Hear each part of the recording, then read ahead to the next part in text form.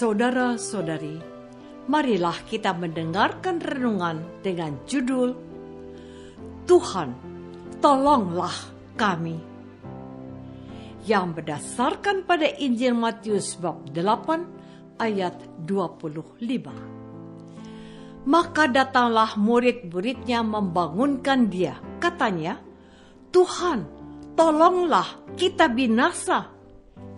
Ia berkata kepada mereka, mengapa kamu takut, kamu yang kurang percaya? Dalam nama Bapa dan Putra dan Roh Kudus. Amin.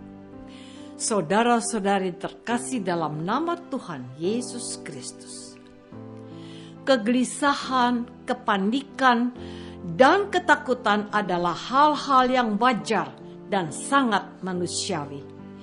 Ketika banjir bandang datang tiba-tiba dan melanda suatu daerah yang tidak memiliki riwayat kebanjiran, tentu saja membuat orang-orang yang mendiami tempat tersebut mengalami kekacauan.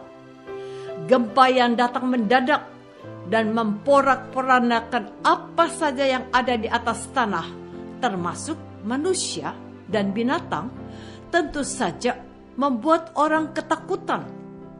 Kebakaran besar di suatu gedung bertingkat membuat kepanikan bagi mereka yang sedang ada di dalam gedung itu.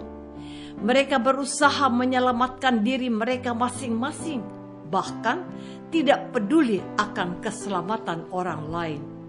Itulah faktanya. Para murid Tuhan Yesus yang bersama dia sedang berlayar dan mendadak datang gelombang besar membuat mereka ketakutan. Sebagai kelasi perahu, mereka membangunkan sang nakoda. Katanya, Tuhan, tolonglah kita binasa. Mereka mengatakan kita binasa kepada Yesus. Tetapi Tuhan Yesus berkata, mengapa kamu takut? Tuhan Yesus tertidur, tetapi para murid terjaga karena hempasan gelombang air danau. Tuhan Yesus bangun dari tidurnya dan menghardik angin di danau itu, maka danau itu menjadi teduh sekali. Saudara-saudari terkasih, menarik untuk diperhatikan bukan saja para murid, melainkan juga orang-orang yang mendengarkan kesaksian penginjil Matius juga berkata penuh keheranan, orang apakah dia ini sehingga angin dan danau pun taat kepadanya? Gaya bahasa personifikasi yang memperlakukan angin dan danau seperti makhluk hidup yang memiliki kekuatan magis, yaitu danau digambarkan sebagai tempat berkuasanya kuasa kegelapan. Mereka takluk pada hardikan Tuhan Yesus. Mereka diam. Angin dan danau itu menjadi teduh. Kepada para muridnya, Tuhan Yesus menyatakan dirinya sebagai penguasa alam semesta dan segala isinya. Dialah yang mengatur siklus kehidupan di alam raya ini. Maka ketika mereka mengira bahwa mereka akan binasa, Tuhan Yesus menegur mereka terlebih dahulu sebelum menghardik angin dan danau. Sabdanya, mengapa kamu takut, kamu yang kurang percaya?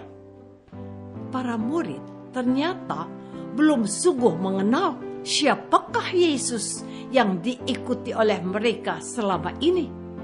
Mereka sama saja dengan orang-orang yang mengikuti Yesus dengan sebuah tanya, orang apakah dia ini?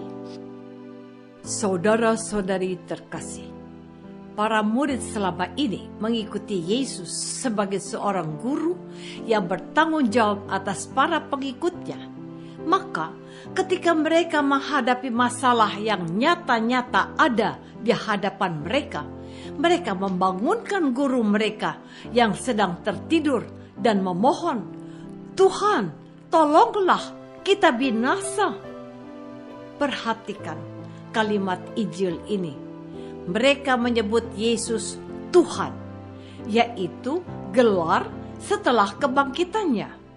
Kepadanya mereka minta tolong sebab mereka khawatir akan binasa.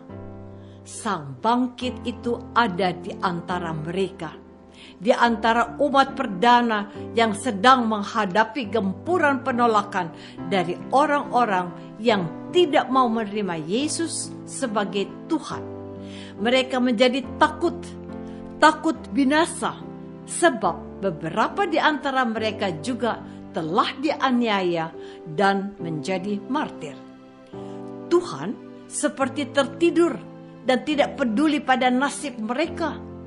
Tuhan, tolonglah kita binasa, adalah doa orang-orang yang mengandalkan Tuhan Yesus untuk menyelamatkan mereka dari goncangan dan gempuran gelombang penolakan terhadap keberadaan mereka yang percaya kepada Yesus yang sudah wafat dan dibangkitkan. Doa mereka dijawab oleh Tuhan Yesus, dan mereka telah diselamatkan serta dibebaskan dari ketakutan dan kecemasan yang mereka hadapi. Pada waktu itu, gereja mengingatkan orang-orang yang keheranan itu. Lihatlah, Tuhan Yesus ada di sini dan Dia tidak tinggal diam akan permasalahan yang sedang kita hadapi. Firman-Nya yang penuh kuasa itu bukan saja sanggup menghentikan angin dan badai, tetapi juga menyelamatkan umat-Nya dari segala bentuk penolakan. Saudara-saudari terkasih, Tuhan Yesus menegur orang-orang itu. Katanya, "Mengapa kamu takut? Kamu yang kurang percaya?" Teguran Tuhan Yesus ini sesungguhnya mau mengingatkan kita pada komitmen awal kita menjadi orang-orang Kristen, bahwa kita telah menerima Dia sebagai Sang Juru Selamat. Semestinya dan memang harus begitu, bahwa kala mana kita menghadapi persoalan dalam hidup ini, kita haruslah mengandalkan Yesus. Dengan penuh iman kita berdoa dan mohon, "Tuhan, tolonglah kami." Ketika segala daya dan upaya sudah kita lakukan, segala rancangan dan ikhtiar sudah kita kerjakan, ternyata tidak menjawab persoalan kita. Mengapa kita membiarkan Tuhan seolah tertidur dalam penghayatan iman kita? Tuhan ada dalam biduk atau perahu kita. Mengapa kita tidak percaya dan mengandalkan Dia saja? Kita sudah berdoa, tetapi kita membiarkan Allah bertindak sesuai dengan kehendak-Nya dalam kehidupan kita. Kita berdoa, tetapi biasanya mengatur-ngatur Tuhan untuk memenuhi keinginan kita. Inilah kesalahan terbesar orang beriman, memaksa Tuhan memenuhi keinginan kita, bukan membiarkan Dia melengkapi kebutuhan kita. Kita berdoa dan mohon bantuan Tuhan karena kita membutuhkan Tuhan. Tuhan yang berkarya dalam hidup kita, bukan sebaliknya. Tuhan harus bekerja sesuai keinginan kita.